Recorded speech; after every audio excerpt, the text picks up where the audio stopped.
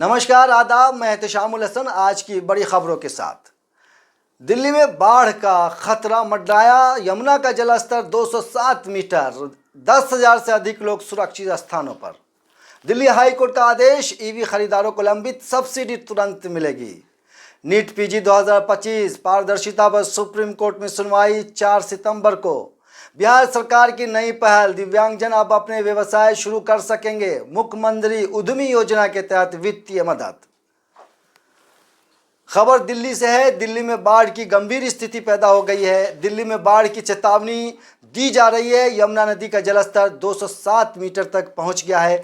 खतरे के निशान से 1.7 मीटर ऊपर पहुंच गया है। निचले इलाकों यमुना बाजार, निगम बोध घाट और ओल्ड उस्मानपुर में पानी घुसा है। 10,000 से अधिक लोग सुरक्षित स्थानों पर पहुंचाए गए हैं।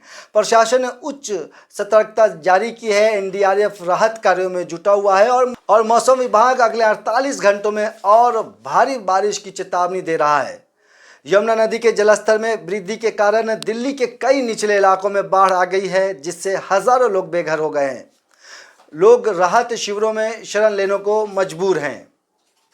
दिल्ली सरकार को ईवी सब्सिडी जारी करने का आदेश दिया गया है। दिल्ली हाई कोर्ट ने दिल्ली सरकार को निर्देश दिया है कि इलेक्ट्रिक वाहनों के खरीदारों को लंबित सब्सिडी तुरंत जारी की जाए। अदालत ने कहा है कि ट्रांसपोर्ट विभाग को इसके लिए समर्पित बैंक खाता खोलना होगा।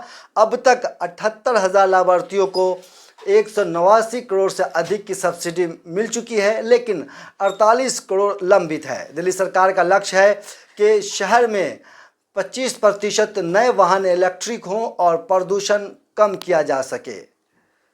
और खबर नीट से है। नीट पीजी 2025 की पारदर्शिता पर सुप्रीम कोर्ट में सुनवाई होनी है।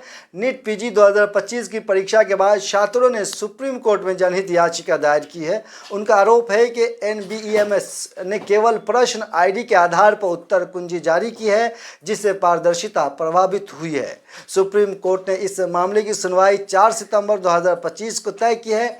इस मामले का निपटारा 5 सितंबर को शुरू होने वाली AIQ काउंसलिंग प्रक्रिया पर असर डाल सकता है।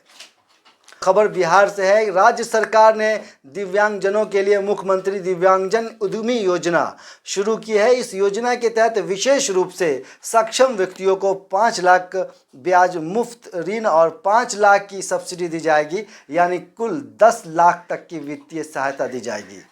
ये पहल दिव्यांगजनों को आत्मनिर्भर और उद्यमी बनाने के लिए है। पहले चरण में 100 लाभार्थियों को शामिल किया जाएगा और आवश्यकता पड़ने पर संख्या और बढ़ाई जा सकती है।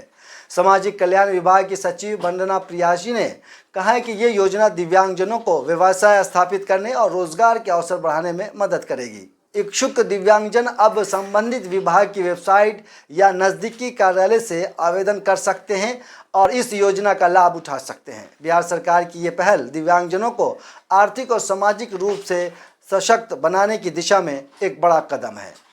खबरों में फिलहाल इतना ही। नमस्कार।